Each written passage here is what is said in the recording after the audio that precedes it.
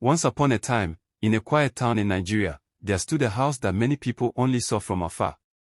It was not just a house, it was a mansion, sitting proudly on a hill, surrounded by tall iron gates that looked like the gates of a palace. The walls were painted white, shining even under the hot sun, and at night, golden lights glowed around it, making the whole building look like something out of a dream. The mansion belonged to Chief Oba, a billionaire who people feared and respected. Chief Oba had money, cars, land, and power. But even with all his riches, people whispered that his house was not filled with peace. Why? Because of his new wife. Her name was Madame Folek. She was young, beautiful, and always dressed in expensive clothes. But beauty did not hide her pride. She was known in the town as someone who was never satisfied. She shouted at workers, insulted guards, and no maid ever lasted with her. Some left after 1 week, some after 1 day. Many cried and swore never to return. The people in town even gave her a name behind her back, the Woman of Fire. But still, Chief Oba loved her. Or maybe, he was too proud to admit that his new wife was breaking down his home from inside. Now, in the small village nearby lived a young woman named Amoka. She was not rich. She had lost her father many years ago, and her mother sold vegetables in the market. Amoka had one dream, to work hard, make money, and one day build a small house for her mother. Amoka was different from most girls.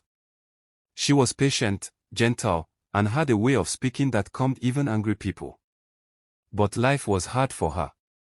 She had tried different jobs, but none gave her enough money to take care of her mother's health. One evening, Amoka overheard 2 women gossiping at the market. "Have you heard?" one said. "Chief Oba's wife has sacked another maid again." The other laughed. "Who even has the strength to work in that house? Madame Folek will finish you with her mouth before 1 week."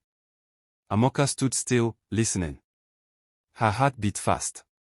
Could this be her chance? Could she try, even though everybody said it was impossible?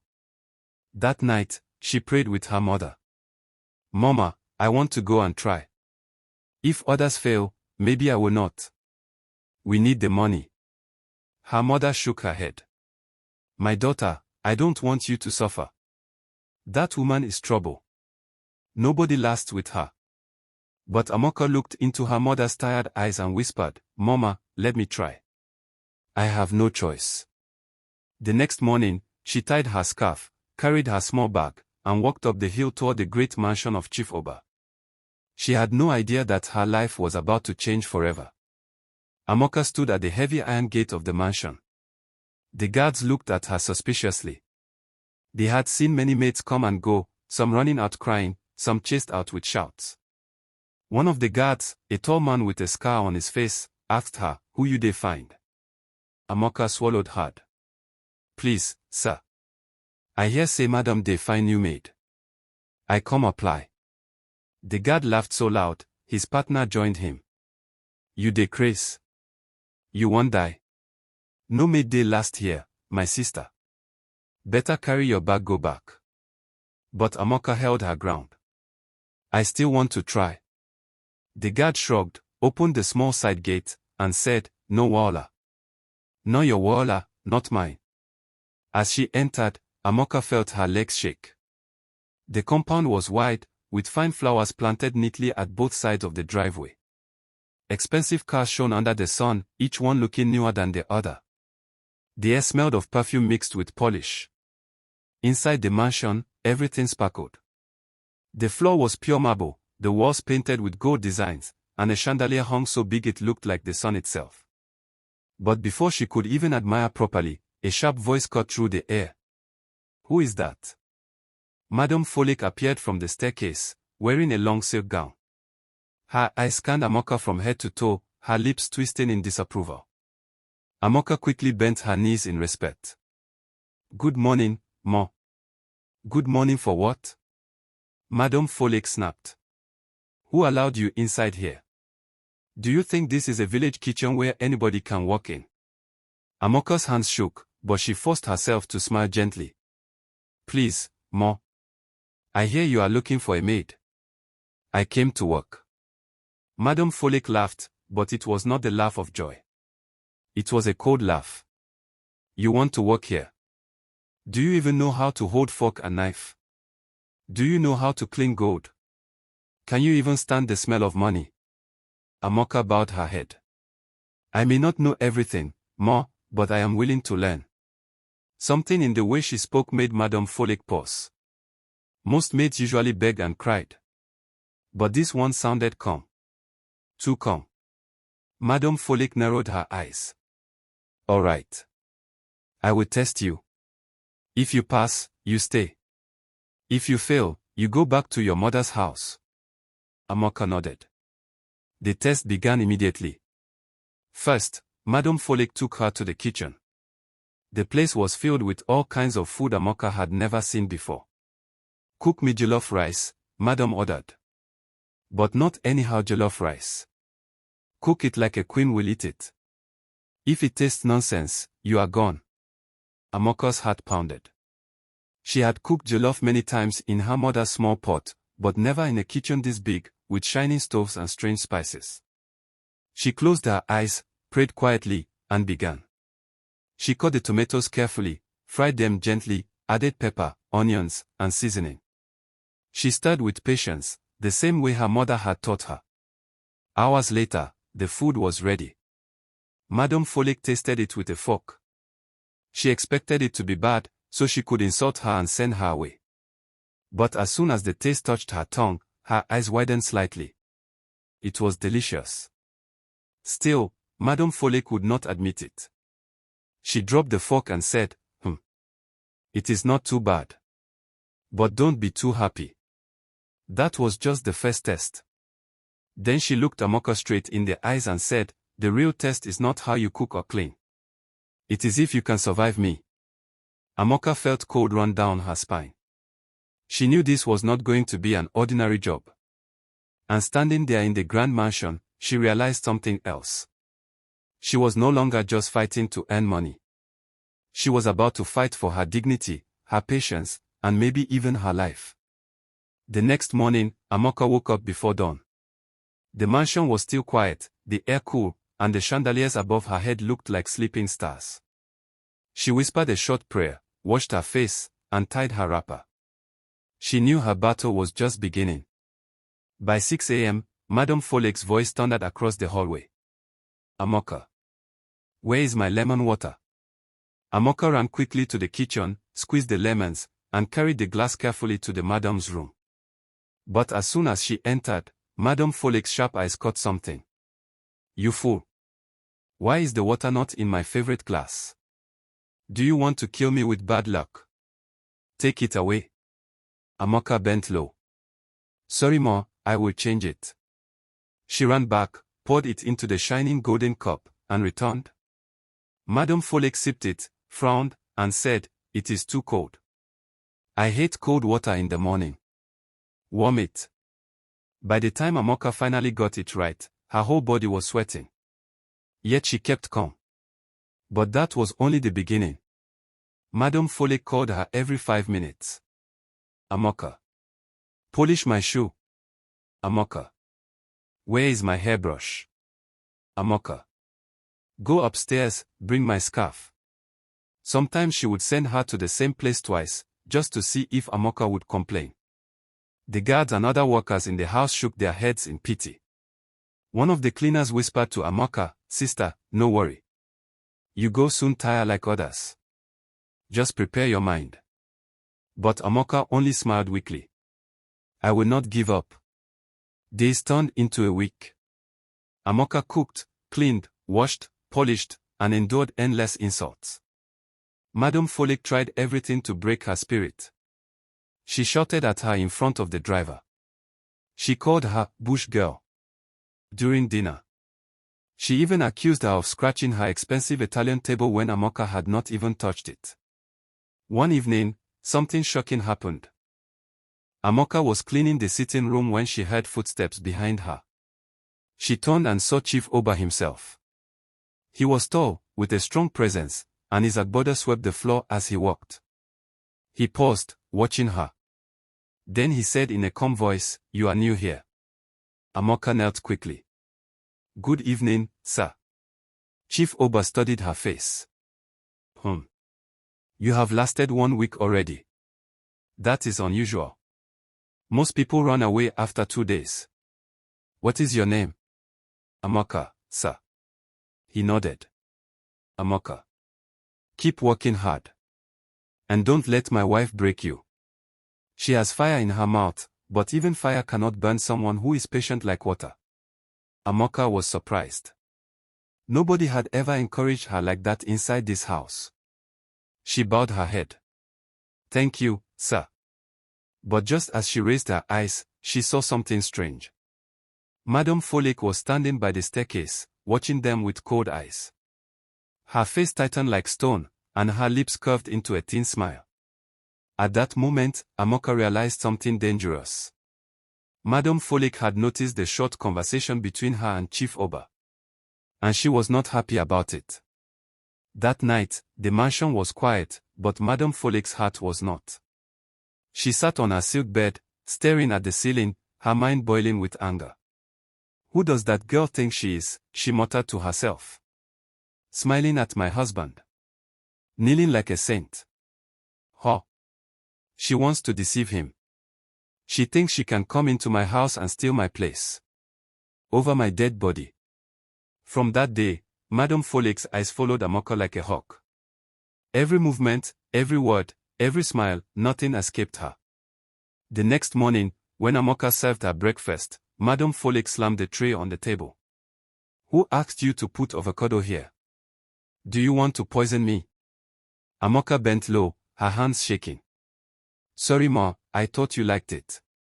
Shut up. Madame snapped. You are nothing but a village rat pretending to be clean. Don't think I don't know your plan. Amoka was confused. Plan, ma? Yes. Your plan to charm my husband with your fake humility. You think I didn't see how you were smiling at him last night? Be warned, Amoka. If you try me, you will regret ever being born. Her words cut like a knife, but Amoka swallowed her tears. She had promised herself not to give up. But Madame Folek was not done. She began setting traps. One afternoon, she called Amoka and gave her a delicate crystal vase. Clean this, she said coldly. Amoka held it gently, dusting carefully. But before she could even finish, Madame Folek shouted, Look. You cracked it. Worth 200,000 naira. How dare you? Amoka froze. She knew she hadn't cracked anything. But the way Madame Folek screamed, the other workers believed her. The guards shook their heads. Oh, this girl don't enter trouble. But Chief Oba walked in just then. He examined the vase and frowned. There is no crack. Why are you shouting, Folek? Madame Folek's face burned with embarrassment. She quickly forced a smile. Or, maybe it was the light. My mistake. But inside, she grew angrier. Later that evening, when Chief Oba went out for a business meeting, Madame Folek cornered Amoka in the kitchen. Listen to me, bush girl, she whispered harshly, her eyes burning. I will make sure you regret stepping into this house. I will not rest until you run away crying, like the others. Amoka stood still, her chest rising and falling. For the first time, she looked directly into Madame Folek's eyes and spoke softly but firmly. Ma, I did not come here to steal anything. I only came to work and help my mother. If you want me to go, I will go. But I will not lie, and I will not fight you. Her words were calm, but they cut through Madame Folek's heart in a way she did not expect. For a second, Madame Folek felt unsettled. But pride covered it quickly. She turned, hissed loudly, and walked away. That night, Amoka could not sleep. She lay on her small bed in the maid's quarters, staring at the ceiling. She asked herself, how long can I endure this? Will I survive? Or will I be chased away like the rest?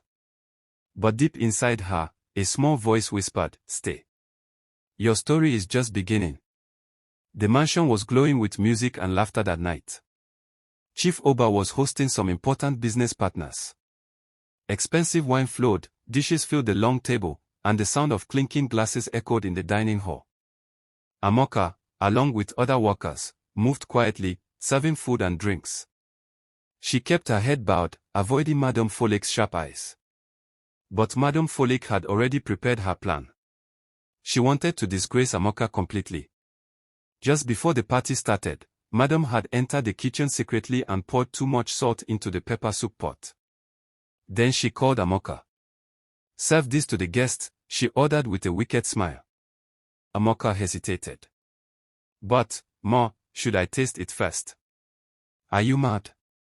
"Do as I say." Madame backed. With a heavy heart, Amoka carried the soup to the dining table. She prayed silently, "God, don't let me be put to shame." One of Chief Oba's guests tasted it first. His face tightened. He dropped the spoon quickly. "This soup is too salty," he said softly, trying to be polite. The other guests tried it, and soon murmurs filled the room. Chief Oba's eyes darkened. He turned to his wife. "Folek, what is this? How can we serve such food to my friends?" Madame Folek quickly pointed at Amoka. "It's this foolish maid. I told her to prepare it carefully. But she doesn't listen. She wants to spoil your reputation." All eyes turned to Amoka. Her hands shook, her knees weak. She wanted to cry, but she spoke gently. "Sir, with respect. I did not cook this pepper soup. Madame brought it herself from the kitchen. I only served it." There was silence. The guests exchanged looks. Chief Oba's face grew harder. He knew his wife well. He knew Amoka was telling the truth. But Madame Folek quickly forced tears into her eyes. "So now you call me a liar in front of my husband's friends? Is this how you repay me for keeping you here? You are shameless." The tension was thick. Amoka felt trapped. If she spoke again, it would look like she was insulting her madam. If she kept quiet, everyone might believe the lie. Finally, Chief Oba raised his hand. "Enough." His voice was calm but heavy. He looked at Amoka and said, "Go back to the quarters. We will talk later." Amoka bowed her head and left quietly, tears burning in her eyes. That night, as she lay on her bed, she wondered if her time in the mansion was finally over. She thought of her mother at home, waiting for her little salary to buy medicine. She whispered to herself, "Maybe Madame Folek has won. Maybe I cannot fight anymore." But then she remembered Chief Oba's words the first time he spoke to her, "Even fire cannot burn someone who is patient like water." She wiped her tears, sat up, and whispered, "I will not give up. Not yet." What Amoka didn't know was that Madame Folek was not done with her. In fact, the real trap was still coming. The mansion was silent that morning, but the silence did not last. A loud scream from upstairs shook the whole house. "My necklace. My diamond necklace is missing." It was Madame Folek's voice. The guards rushed in. The maids gathered, whispering in fear. Chief Oba himself came down from his study. "What is going on?" he asked, his face stern. Madame Folek stormed into the sitting room, her silk robe dragging on the floor. Her eyes were wild with rage. "My diamond necklace worth millions has disappeared from my dressing table. Somebody in this house is a thief." The workers gasped. They knew what that meant. If a thief was found among them, it would be trouble. Madame Folek folded her arms and looked around. "And I know exactly who it is." Her finger pointed straight at Amoka. Gasps filled the air. Amoka froze. Her heart almost stopped. "Me, Ma," she whispered. "Yes, you." Madame Folek shouted. "Since you came here, pretending to be humble, I have been watching you. You think I don't know your type? Poor girl, eyes shining, dreaming of diamonds and gold. Where is my necklace?" Amoka's lips trembled. "I swear on my mother's life, I did not take anything." Madame Folek's voice grew sharper. "Guards. Search her room now." The guards looked at Chief Oba. He hesitated, his eyes on Amoka. But finally, he nodded. Search. Let the truth be revealed. Amoka followed quietly as they entered her small quarters. Her heart pounded. She knew she was innocent. But deep down, a terrible fear grew inside her. The guards opened her small wooden box, lifted her mattress, checked her clothes. At first, they found nothing. Amoka's heart lifted with relief. But then, one of the guards pulled out a shining diamond necklace from under her pillow. Everybody gasped. Amoka's legs grew weak. She almost fell to the ground. No. No. That is not mine. I have never seen it before. But Madame Folek's voice thundered through the room. Thief. You see? I told you all. She came here to steal my husband and my property. Tears poured down Amoka's face. She shook her head again and again. Please, believe me. Someone put it there. I did not take it. Chief Oba stepped forward slowly. He picked up the necklace, his face unreadable. He looked at Amoka for a long moment. The mansion was dead silent. All the workers waited for his judgment. Would he believe his wife, or the poor maid? Amoka's whole life hung on his next words. Chief Oba held the shining necklace in his hand. His eyes moved from the necklace to Amoka's tear-stained face, then back to his furious wife. The workers whispered among themselves. Some believed Amoka was innocent. Others shook their heads, saying, "Oh, she don't enter big trouble." Madame Folek crossed her arms. My husband, you see. I warned you about this girl. I told you she is dangerous. Send her away before she disgraces this house further. Amoka knelt down, her hands trembling. Please, sir. I beg you in the name of God. I am not a thief. I don't even know how that necklace entered my room. Chief Oba studied her for a long, heavy moment. His deep voice finally broke the silence. Amoka, I want to believe you. But this necklace was found under your pillow. How do I explain that? Amoka shook her head helplessly. Sir, I don't know. But I did not take it. I swear on my mother's life. The guards waited for instructions. Madame Folek pressed harder, her voice sharp as a blade. Oba. Are you still doubting? If you allow her to stay, tomorrow she will steal your gold watch. Next tomorrow, she will carry our money. Can you not see her plan? Send her away tonight. Chief Oba sighed deeply. His face softened for a moment as he looked at Amoka. He could see truth in her eyes, but evidence was against her. Finally, he turned to the guards.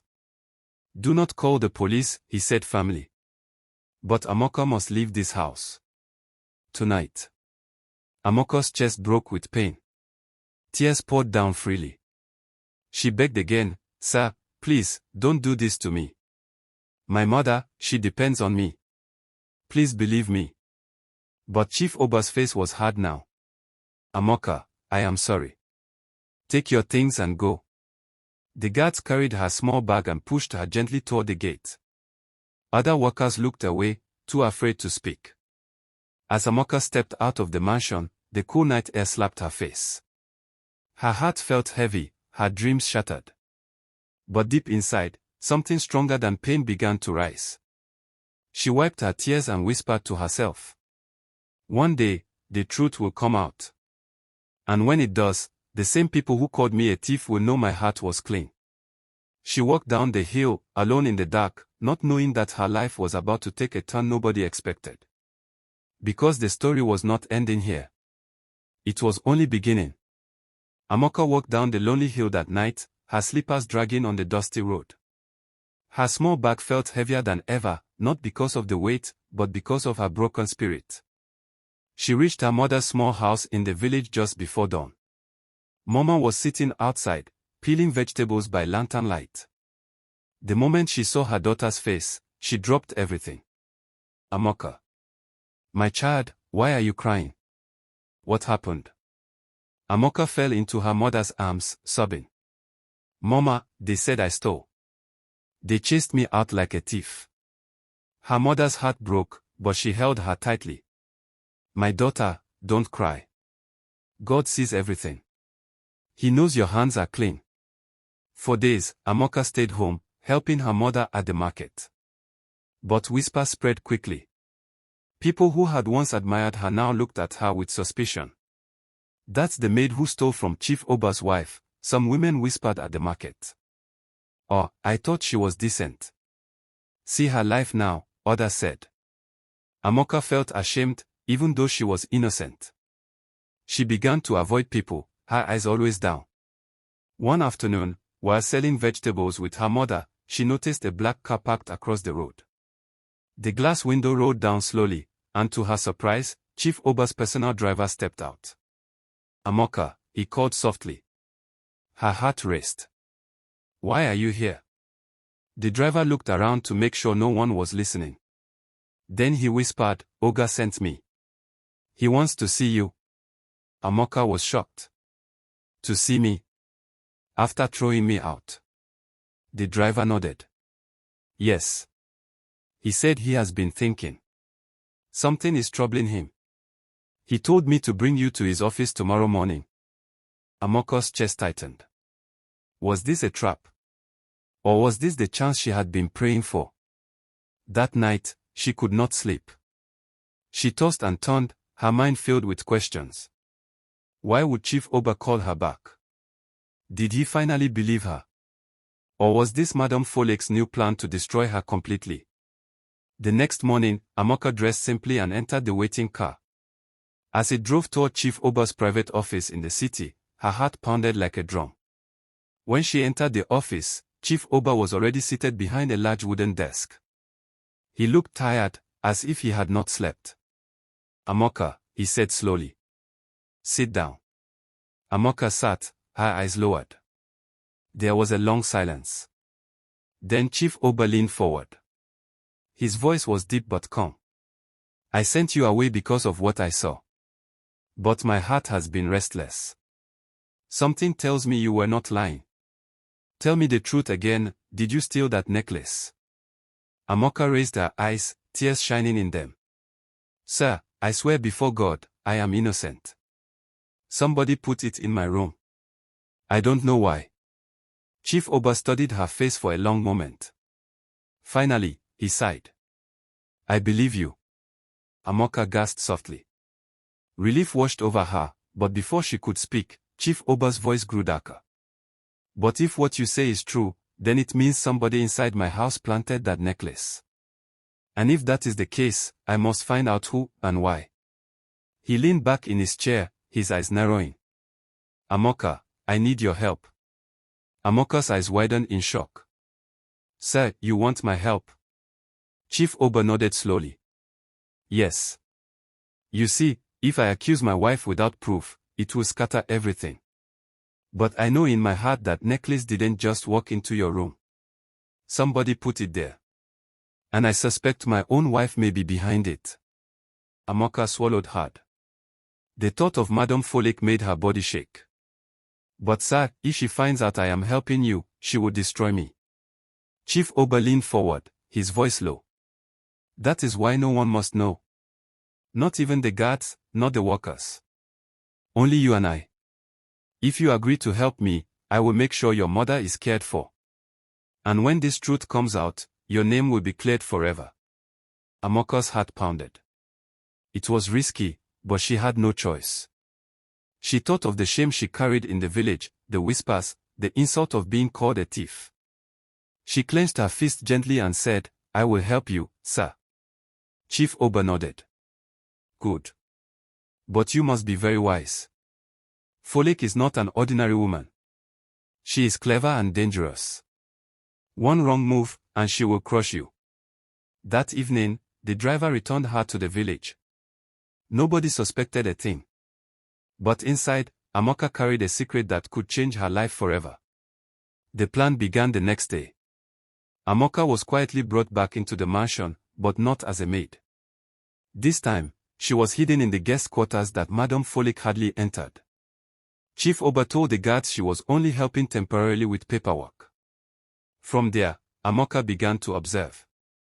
She noticed that Madame Folek always locked her room tightly, even when she went for a short walk. She also saw that Madame had a habit of speaking on the phone late at night, her voice low, as if hiding something. One night, Amoka risked moving closer to the Madame's door. She pressed her ear gently. What she heard made her blood run cold. Madame Folek was whispering into her phone. Yes. I put the necklace in her room myself. That foolish girl thought she could win my husband's heart. Now she is gone, disgraced forever. No maid will ever rise above me. Amoka's hands shook. Her knees almost gave way. She had finally heard the truth. But just as she turned to leave quietly, the door creaked open. Madame Folek stood there, her eyes sharp like knives. She had caught Amoka listening. Amoka froze at the doorway. Madame Folek's sharp eyes pierced her like a blade. You? Madame hissed. So, you are still here? Hiding like a rat? And listening to my private call? Amoka's lips trembled. More. I didn't mean. Shut up. Madame Folek snapped, her voice rising like thunder. You think you are clever? You think you can spy on me? I will end you tonight. Guards. Her voice echoed, but before the guards could arrive, Chief Oba himself appeared at the corridor. His face was hard, his eyes blazing. Folek, he said coldly. And who? Madame Folek froze, her pride melting into fear. My husband, it's not what you think. But Chief Oba raised his hand. Enough lies. I heard everything.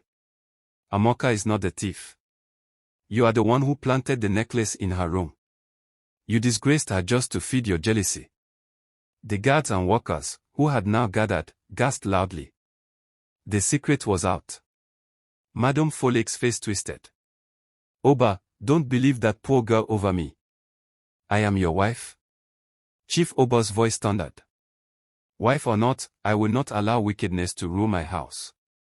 You have shamed me, shamed my workers, and tried to destroy an innocent girl. For the first time, Madame Folek's proud shoulders dropped. But her pride would not let her beg. She hissed, grabbed her scarf, and stormed down the staircase. Fine. Keep your precious little maid. But you will regret losing me. The heavy front door slammed behind her. Silence filled the mansion. Then Chief Oba turned to Amaka. His face softened. My daughter, forgive me. I wronged you. I judged too quickly and almost destroyed your life. But today, the truth has spoken for you. Amoka knelt, tears of relief rolling down her cheeks. Sir, thank you. I only wanted to work to support my mother. I never wanted trouble. Chief Oba lifted her gently. From now on, you are not just a maid here. You will manage this household. Your honesty and patience have proved you are worth more than gold. The workers cheered quietly. Even the guards nodded in respect. A few days later, Amoka's mother was brought into the mansion. Chief Oba ensured she received good medical care, and for the first time in years, Mama smiled with peace. As weeks passed, the house that once felt like fire began to feel like a home. The workers respected Amoka, and even Chief Oba treated her like his own daughter. Amoka often stood at the balcony at night, looking at the stars. She whispered, patience is greater than fire. The truth will always shine, no matter how long darkness hides it.